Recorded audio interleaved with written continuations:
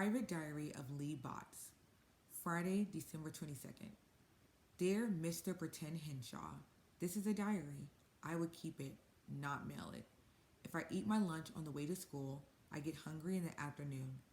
Today I didn't so the two stuffed mushrooms mom packed in my lunch were gone at lunch period. My sandwich was still there, so I didn't starve to death. But I sure miss those mushrooms. I can't complain to the teacher because it isn't a good idea for a new boy in school to be a snitch. All morning, I try to keep track of who leaves his seat to go behind the partition where we keep our lunches, and I watch to see who leaves the room last at recess.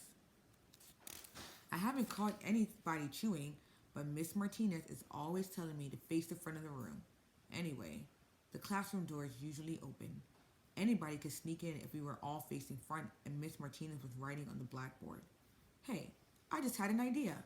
Some authors write under make-up names. Another Christmas vacation, I write a fictitious name on my lunchbox. That will foil the thief, as they say in books. I guess I don't have to sign my name to a diary letter the way I sign a real letter that I would mail. Saturday, December 23rd. Dear Mr. Pretend Henshaw, this is the first day of Christmas vacation. Still no package from Dad. I thought maybe he was bringing me a present instead of mailing it, so I asked Mom if she thought he might come to see us for Christmas. She said, "We're divorced, remember?" I remember, all right. I remember all the time. Sunday, December 24th. Dear Mr. Pretend Henshaw, still no package from Dad. I keep thinking about last Christmas when we were in the mobile home before Dad bought the tractor. He had to dodge the highway patrol to get home in time for Christmas.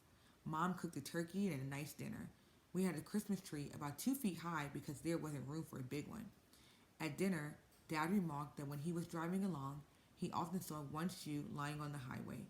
He always wondered how it got there and what happened to its mate. Mom said one shoe sounded sad, like a country western song. While we ate our mince pie, we all tried to think of songs about lost shoes.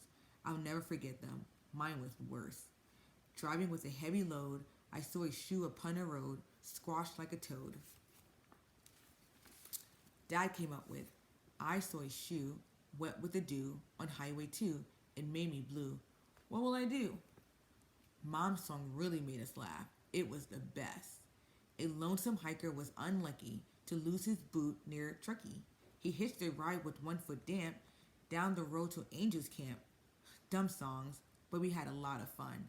Mom and Dad hadn't laughed that much for a long time, and I hoped they would never stop. After that, whenever Dad came home, I asked if he had any shoes on the highway. He always had. Monday, December 25th. Dear Mr. Pretend Henshaw, last night I was feeling low and I was still awake after the gas station stopped pinging. Then I heard heavy feet coming up the steps, and for a minute I thought it was Dad until I remembered he always ran up the steps. Mom is careful about opening the door at night. I heard her turn on the outside light and knew she was peeking out from behind the curtain. She opened the door and a man says, "Is this where Lee Botts live?" I was out of bed and into the front room in a second. "I'm Lee Botts," I said. "Your dad asked me to drop this off for you." A man who looked like a trucker handed me a big package. "Thanks," I said. "Thanks a whole lot." I must have looked puzzled because he said he sent out a call over his CB radio for someone coming to Pacific Grove who would like to play Santa. So here I am. "Merry Christmas and a ho ho ho." He waved and I was off down the walk before I could say anything more. "Wow," I said to Mom. "Wow."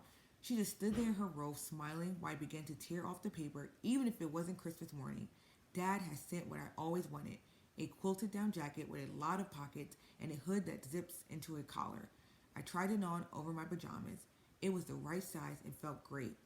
Getting a present from my dad in time for Christmas felt even better. Today Katie invited us for Christmas dinner, even though this has been a busy season for catering. She always has some of the other women who work with her and their kids and a few old people from her neighborhood. On the way home, Mom said, "Katie has a heart as big as a football stadium." It was a lovely dinner for lonely hearts. I wonder if she was thinking about last Christmas when we tried to make up songs about lonely lost shoes. Wednesday, January 3rd. Dear Mr. Pretend Henshaw, I got behind in my diary during Christmas vacation because I had a lot of things to do, such as go to the dentist for a checkup, get some new shoes, and do a lot of things that don't get done during school. Today I wrote a fictitious name, or Suede, as they sometimes say on the lunchbox. I printed Joe Kelly on it because that was the name of the boy and ways to amuse a dog, so I knew it was fictitious.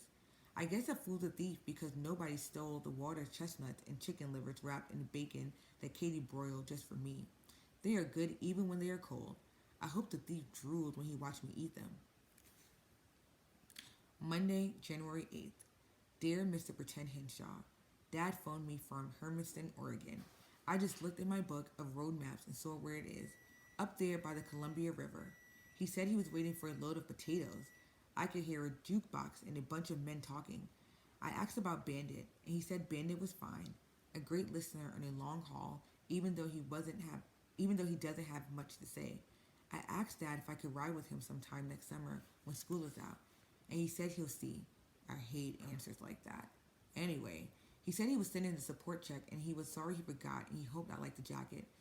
I sure wish Dad lived with us again, but he said he would phone in about a week and to keep my nose clean.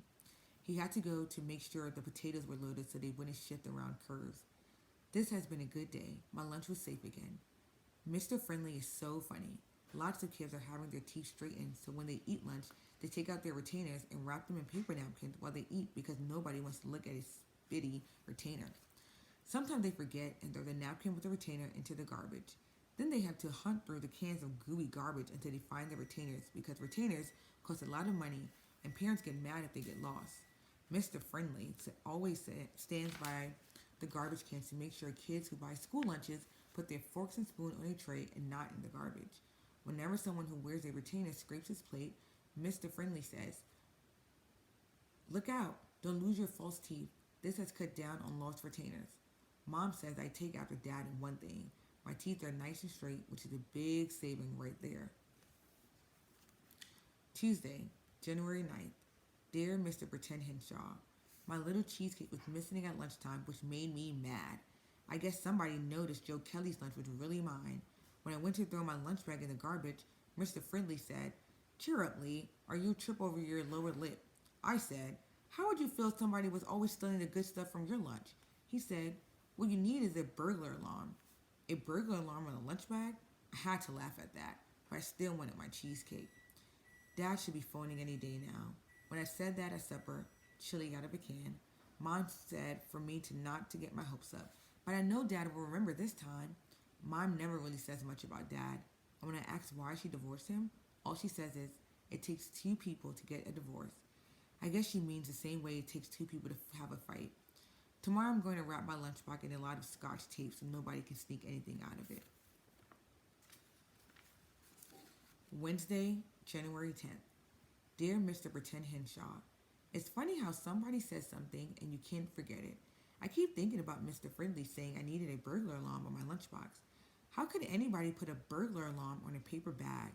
Today, I used so much scotch tape on my lunch bag, I had a hard time getting my lunch out. Everybody laughed. Dad should phone today or tomorrow. Maybe if he came home, he would know how I could make a burglar alarm for my lunch bag. He used to be good about helping me build things, except there wasn't much room in the mobile home we lived in, and you had to be careful where you pound it because a piece of plastic might break off something. I read over the letter you wrote the time answering my questions and thought about your tips on how to write a book. One of the tips was listen. I guess you meant to listen and write down the way people talk, sort of like a play. This is what Mom and I said at supper. Frozen chicken pies. Me. Mom, how come you don't get married again? Mom, oh, I don't know. I guess men aren't that easy to find when you are out of school. Me, but you got out sometimes. You went to dinner with Charlie a couple of times. What happened to him? Mom, a couple of times was enough. That's the end of Charlie. Me, how come? Mom, thinks a while. Charlie is divorced and has 3 children to support. What he really wants is someone to help support Charlie. Me, oh, 3 sudden brothers or sisters was something to think about. But I see men all around. There are lots of men. Mom, but not the marrying kind. Sort of laughs. I guess I'm really afraid I might find another man who's in love with a truck. Me, I think about this and don't answer. Dad in love with a truck? What does she mean? Mom, why are you asking all these questions all of a sudden? Me, I was thinking if I had a father at home, maybe he could show me how to make a burglar alarm for my lunch bag. Mom laughing. There must be an easier way than getting married again. End of conversation.